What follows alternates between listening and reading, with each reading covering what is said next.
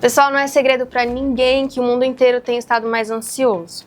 A gente pode pensar em mil coisas que fazem a gente ficar assim. O estilo de vida moderno que é muito corrido, tem muita informação o tempo todo que vem do mundo inteiro. Mensagem, TV, internet. Atire a primeira pedra quem nunca surtou com aquele sininho do WhatsApp no meio do dia, do chefe, da família. Isso causa aquele mini surtinho, né? Do nada. Mas quem sofre com ansiedade? Você já parou pra pensar que homens e mulheres podem enfrentar a ansiedade de maneira diferente? Olha, eu lembro que quando numa das aulas do mestrado, que eu amava de paixão, aliás, um alô pro meu professor, Salomão, eu descobri que as meninas e mulheres têm uma predisposição genética maior a desenvolverem mais transtornos mentais do que outras condições, por exemplo, transtornos, deficiências puramente físicas. Elas têm mais essa propensão a desenvolver questões mentais do que os homens. Coisas como ansiedade, depressão, o transtorno obsessivo-compulsivo, o famoso TOC, costumam afetar mais as mulheres, que os cientistas tenham estudado até agora. Isso é o que a gente sabe. Como estão os jovens, em especial as adolescentes e as jovens adultas em relação à ansiedade? Na vida moderna, o uso das redes sociais tem impacto na saúde mental das mulheres? Será que só o fato de serem mulheres afeta a maneira como elas experienciam a ansiedade? E é isso que nós vamos descobrir juntos hoje aqui com a nossa convidada especial, a Tabata Martins. A Tabata é arteterapeuta e psicóloga especializada no atendimento do público feminino e atualmente ela é apenas mestranda em Ciências da Saúde pela Unifesp, tá bom? Ela vai explicar direitinho pra gente o que é ansiedade, né, Tabata? Como ela funciona, como ela se manifesta na gente, mulheres principalmente, e como a mulher moderna pode aprender a conviver melhor com a ansiedade. Com certeza. Muito obrigada pelo convite. A gente que agradece a sua presença. Fala pra gente o que é de fato ansiedade, uma definição rápida pro pessoal de casa que acha que sabe, ou como eu também, a gente vê várias definições por aí, a gente até sente, mas como é que não é? Com certeza. Bom, a ansiedade, ela é uma emoção comum, como felicidade, tristeza, né? A gente pode até pegar o filme Divertidamente 2, a gente vê que ela é uma emoção que tá ali entre no meio das outras. Mas a gente tem a ansiedade normal e a ansiedade patológica, né? A ansiedade normal é algo que todo ser humano tem, né? Que é algo da vivência, que ela faz a gente enfrentar os desafios, os temores da vida cotidiana. Então, todo ser humano tem.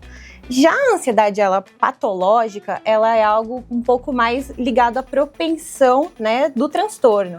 Então é algo quando a pessoa ela tem os temores, quando ela já tem mais aqueles impactos de nervosismo um pouco mais forte, receoso, né? E aí isso pode até ser somático, corporeamente. Então a gente tem esse lado assim que se desenvolve de uma questão mais disfuncional, né? Que aí é nisso que a gente trabalha em terapia. Entendi. A patológica, então, é o quê? É um problema.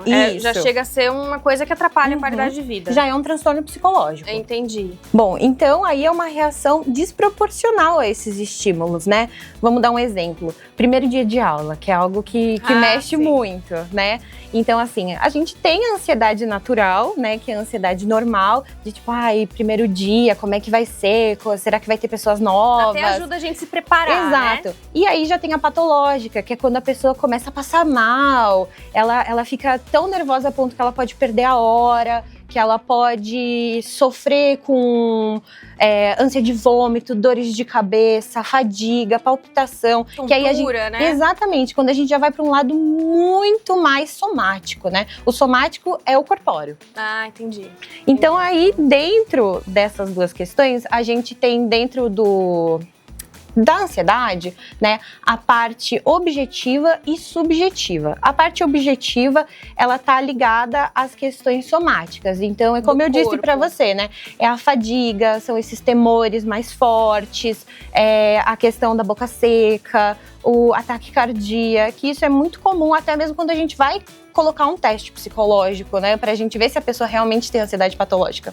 E os subjetivos já é a parte mais psicológica, né, que é a ansiedade natural, que são as questões intrusivas, né? Que elas estão mais ligadas ao fator interno e os objetivos do externo. Entendi. E essas questões objetivas, que são mais no mental, e as manifestações, né? Os sintomas no corpo, eles são diferentes em mulheres e homens? As mulheres, elas tendem a externalizar um pouco mais. Como os homens têm aquela repreensão de tipo, menino não sente, homem não chora, né? Que isso é colocado na nossa sociedade, o homem normalmente ele internaliza mais. Nós mulheres externalizamos mais, né? Então a gente tem esses fatores um pouco mais diferentes. E a gente tem que lembrar também que, como qualquer doença, a gente quer senti-la. Quando a doença é psicológica, parece que só porque eu não tenho uma dor no braço, por exemplo, quando eu caio, então não quer dizer que eu tenha. É invisível, é loucura da minha cabeça. Exatamente. As pessoas, elas interpretam muito dessa forma, né, Vi? Então, tem esse lado, né? Quando a gente sente, a gente, epa, tem alguma coisa errada, meu coração tá palpitando. Né? Então entendi. Então, pelo menos tem essa manifestação que ajuda a pessoa e as mulheres procurar ajuda. E as mulheres, elas acabam sentindo isso um pouco mais desse modo somático mesmo, por conta da criação, da vivência da sociedade. Entendi. Eu, como mulher, acredito que por manifestar mais facilmente e por ter essa cultura de ir mais ao médico mesmo, se preocupar mais com a saúde, eu acredito, me corrija se eu estiver errada, que as mulheres vão mais prontamente procurar a sua ajuda. E como é que essa mulher chega no seu consultório? Como é que ela tá? Como em geral são as questões de vida dessa mulher, o dia a dia? Tem algum ponto em comum? Assim, porque eu acho que pode rolar uma identificação legal entre quem tá assistindo em casa. Certeza. Por exemplo, tô sendo ouvida, né? Esse é o meu dia a dia. Então, será que eu sofro de ansiedade? Será que eu preciso buscar ajuda em relação a isso? Bom, eu acho que quando a gente entra na prática clínica, né, Vi, a gente encontra diversas mulheres. E a gente tem que lembrar que a terapia, como qualquer outro cuidado da saúde, ele é coletivo, mas ele também tem que ser individualizado, né? Existem N mulheres. Eu posso ter 2 mulheres com 18 anos com vivências completamente diferentes. Não é só porque elas têm 18 anos que elas vão ser iguais, né? Elas têm só a mesma idade. Então, elas podem ter um lado familiar, um lado de relacionamentos, um lado de carreira completamente diferente, né? Quando a gente entra na prática clínica, a gente trabalha muitos transtornos, isso é natural. Então a gente tem muita depressão, muita ansiedade, muito medo, muito anseio. Eu trabalho muito essas questões hoje com o público feminino. Eu acho que a questão da gente ter esses múltiplos papéis, da mulher ser a famosa mulher bombril, de dela ter 1001 utilidades e ela conseguir manejar tudo isso. E isso é muito difícil, isso impacta muito mais nós mulheres, né? É muita carga mental, Com né? certeza. Que chamam, né? Porque, com certeza. Embora a mulher jovem, isso a gente varia muito, né? São experiências e experiências. Mas vamos colocar assim num geralzão. A mulher ali que a gente vai pegar da geração Z, millennials, dos 15, 18, mais um pouquinho pra frente, até uns 35. O que mais afeta essas meninas e essas mulheres? As mais novas ainda não podem não ter família, têm preocupações mais com elas mesmas, questões mais individuais. Já as mulheres um pouco mais velhas, talvez não, possam ter ali filhos, marido, uma rotina mais corrida. Qual a principal diferença de anseio que você vê entre essas 2 mulheres? Eu acredito que a maior similaridade, Vi, é a cobrança. A cobrança desde a menina dos 15 anos até a mulher dos 35, é a cobrança. O que muda é só os papéis, né?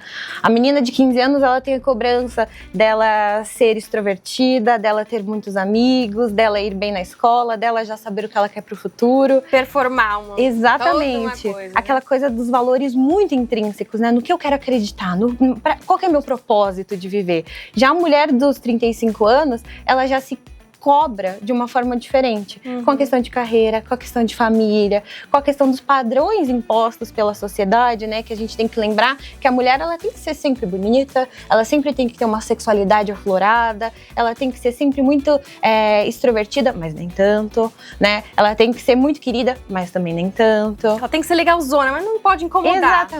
Exatamente, mas eu acho que o principal fator em comum é a cobrança, e a diferença são os papéis que ela acaba desempenhando na sociedade.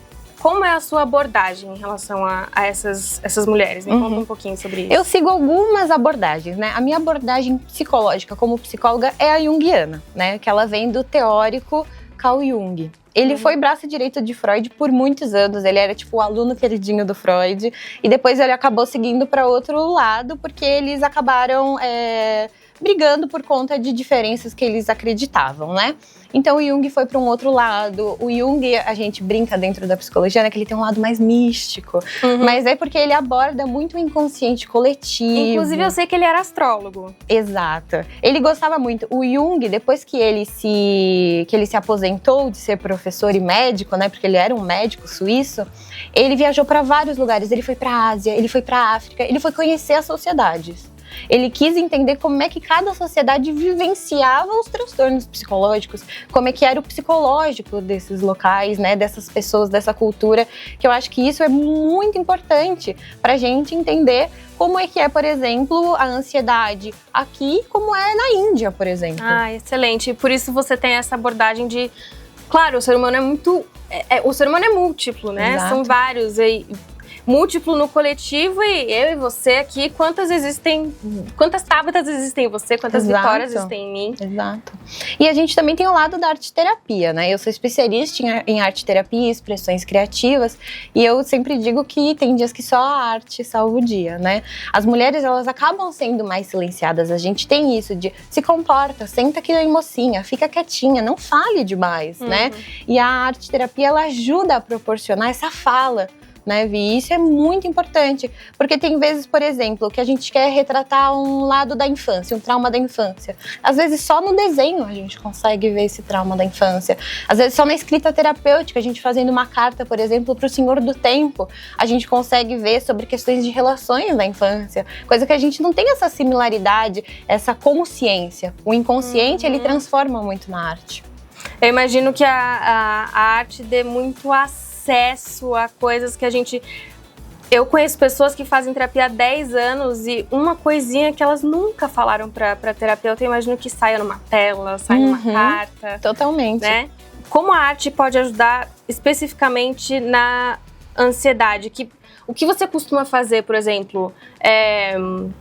Tem alguma técnica específica de que você junte? Como é que funciona? Bom, dentro da arte-terapia a gente tem algumas ferramentas, né? Que tem a escrita terapêutica, por exemplo, que eu posso trazer, como eu disse pra você, né? A carta do Senhor do Tempo. Então, pra gente escrever uma carta endereçada ao Senhor do Tempo, falar como é que foram as nossas vivências, os nossos pontos positivos, os nossos negativos. E isso traz a questão da ansiedade. Eu gosto muito também de trabalhar com colagem, né? Que é a questão de revista, dessas questões de fazer também sobre o trauma, sobre a ansiedade em si, né? Sobre o nosso lado bom, o nosso lado ruim, que tá ligado com o arquétipo da sombra, que vem da teoria do Jung, que é aquela questão que a gente suprime, que é aquele escondido, mas a gente tem que lembrar que se a gente for, por exemplo, agora no sol, a nossa sombra é maior que nós. Se a gente olha, a nossa sombra, ela sempre é maior que nós, mas ela tá ali, no escondido. A arte traz muito isso, né? Totalmente. Colocar exemplos, ilustrar mesmo as situações. Tabata, agora vamos falar um pouquinho dessa diferença comportamental entre as gerações. Os mais novinhos ali da geração Z, os millennials, a gente aqui, nossa faixa. Qual é a principal diferença desses dois públicos em relação a como eles encaram a saúde mental? Como é que eles conversam sobre, ou até... além dessas gerações, tem essa ideia de que não, psicólogo é pra quem tá com um problema muito grave, é pra gente meio doidinha, sabe? Então, como é que os jovens e as pessoas em geral, mais jovens e mais velhas, veem essa questão da saúde mental, da ansiedade? Elas procuram ajuda, têm dificuldade, como é que é? Bom, eu acho que dentro da minha clínica, eu trago muitos millennials, né? Eu acho que pessoas mais jovens, essa geração Z, é um pouco mais, um pouco menor, e menor ainda as mulheres acima dos 35, dos 40 anos, né? Mas se a gente puder trazer, eu acredito que os mais jovens, eles têm essa veiculação muito mais forte por conta das mídias, das redes sociais. Se a gente para pensar hoje dentro, né, das redes sociais, isso é muito falado. Os jovens, eles estão muito mais externalizados, muito mais prontos para entender, eles pesquisam com muito mais facilidade, né? Sim. E eles também falam com mais facilidade dentro do consultório, que é muito legal, né? A gente sente, né, por exemplo, o meu atendimento de 50 minutos a 1 hora, ele passa com muito mais veiculação quando são mais jovens. Já as mulheres mais velhas, elas têm tendência a se fecharem um pouco mais, né, a se colocarem um pouco mais barreiras, estigmas, porque isso é trazido da sociedade, né? A gente tem a frase de tipo, psicólogo é só pra gente louca. Não, é pra gente que quer se resolver. Né? Sim. É para pessoas que estão prontas para serem bem resolvidas, para encarar os problemas, né? Pode ser que não tenha uma resolução imediata, porque terapia não é miojo, né? A gente não faz isso ficar pronto em 2 minutos. É um mergulho, né? É Com difícil certeza. se olhar. É uma grande profundeza, a gente está ali imerso a muitos conteúdos. Então eu acredito que desse lado, as mulheres mais velhas acabam tendo mais estigmas, mais pressões, mais preconceitos e pré-conceitos, né, dentro disso. Então fica um pouco mais, eu não diria difícil, mas eu acho que o manejo tem que ser muito mais aflorado com mulheres mais velhas. Com meninas mais novas, a facilidade já é muito mais ampla. Tá, e me surpreendeu muito você falar que a geração Z, esses mais novos ainda, eles não procuram tanto, eles não estão tão abertos assim a esse diálogo. Como é que é isso? Porque eu imagino que, tendo ainda mais informação que a gente, eles deveriam ter mais esse interesse? Não? Com certeza. Eu acredito que existe esse interesse, sabe, Vi? Mas a gente tem que lembrar dos pais dessas crianças, né? Se eles estão preparados para colocar essas crianças em terapia. Hoje, se a gente para pensar, quem são as crianças e os adolescentes que fazem terapia? São crianças que têm transtornos, por exemplo, como um TDAH, como um autismo, né? Então, a gente também tem isso ligado. Ai, por que eu vou colocar meu filho na terapia? O que ele quer conversar? Ele pode conversar comigo? Né? Então a gente também tem o estigma e a pressão da família. Mas eu acredito que quando uma família está aberta, está disposta a colocar um filho para terapia, eu acho que isso aflora muito mais a individualidade daquele ser e também vai ajudar com a dinâmica familiar, porque isso vai favorecer na comunicação, né? Nos estigmas de criação, colocar também a família mais para conversar. Eu trago muita família para dentro do meu consultório porque isso é muito importante. Porque às vezes eu consigo resolver, eu consigo auxiliar um problema ali, conversando com a mãe e com a filha, com o pai e com a filha. Eu trago muito isso também ligado à arte-terapia. Eu sempre passo algumas ferramentas de escrita, coisas que às vezes a gente não fala para os nossos pais, né? Será que nosso pai sabe o que eu quero para o meu futuro? Ou será que ele quer ouvir? Exato.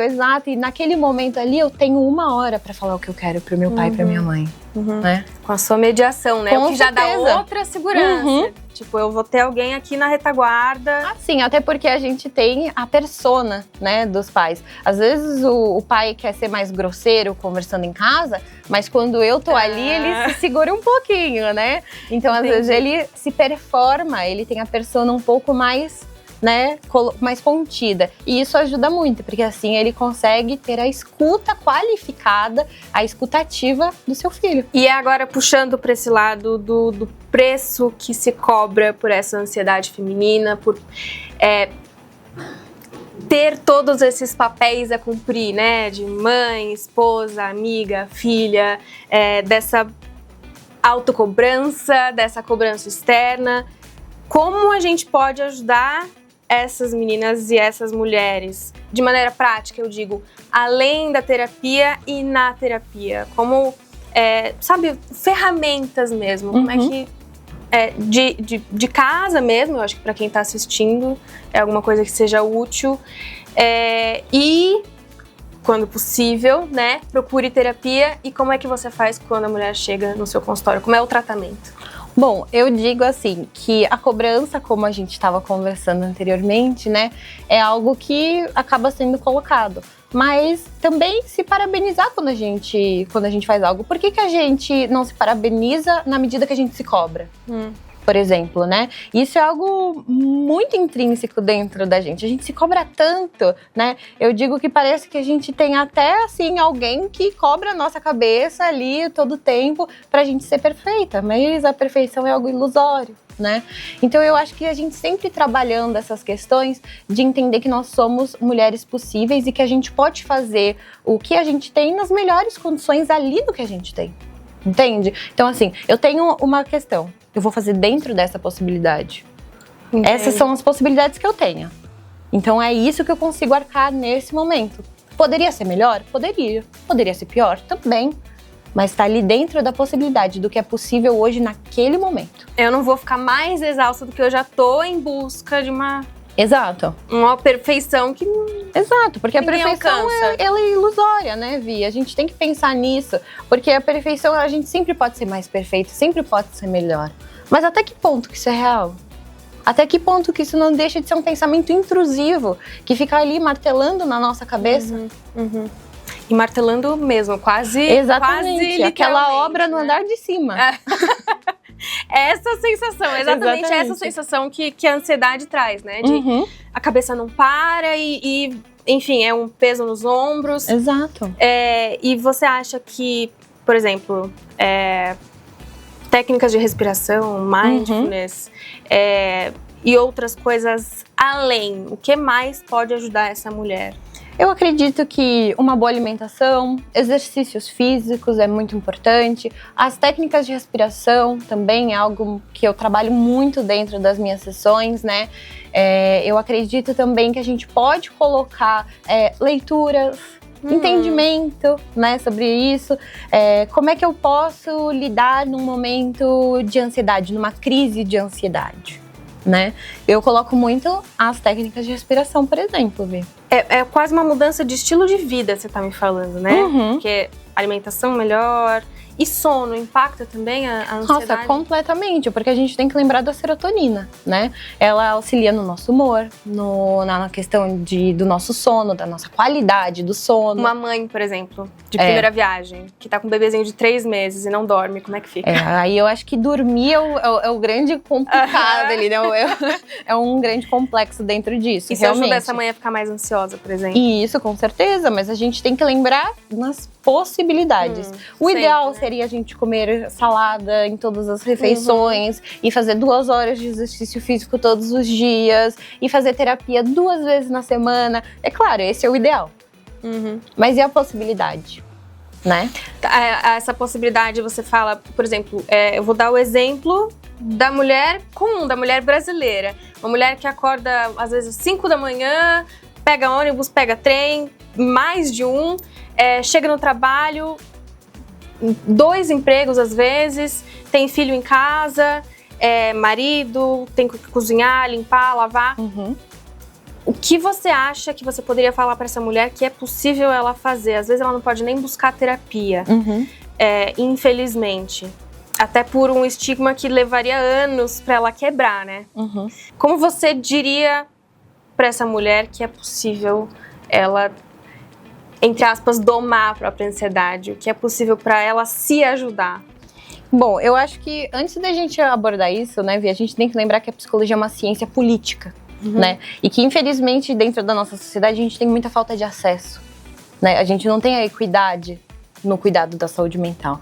Então, eu acredito que sempre buscar a melhor maneira, dentro da sua possibilidade, de você se cuidar, né? Às vezes, você fazer 5 minutos de, por exemplo, de hidratação no cabelo, uma skincare, de você ter um momento pra você, aquele autocuidado, pode ser que aquilo já te anime. Às vezes você lê um livro que você gosta, você assistiu uma série, né? Eu acho que às vezes você ter momentos de prazer consigo mesma. E você procurar técnicas, procurar ferramentas, procurar possibilidades dentro do teu manejo, dentro da tua vivência.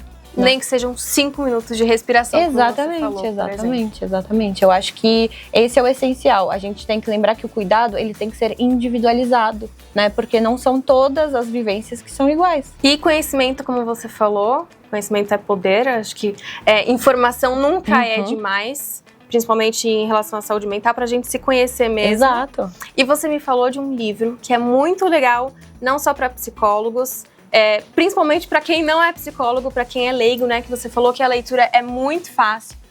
Esse aqui, O Sentido do Medo. Esse livro é muito bom. Ele é de uma psicóloga junguiana, né? Ela estudou todas as teorias do Jung, ela é uma discípula de Jung, né?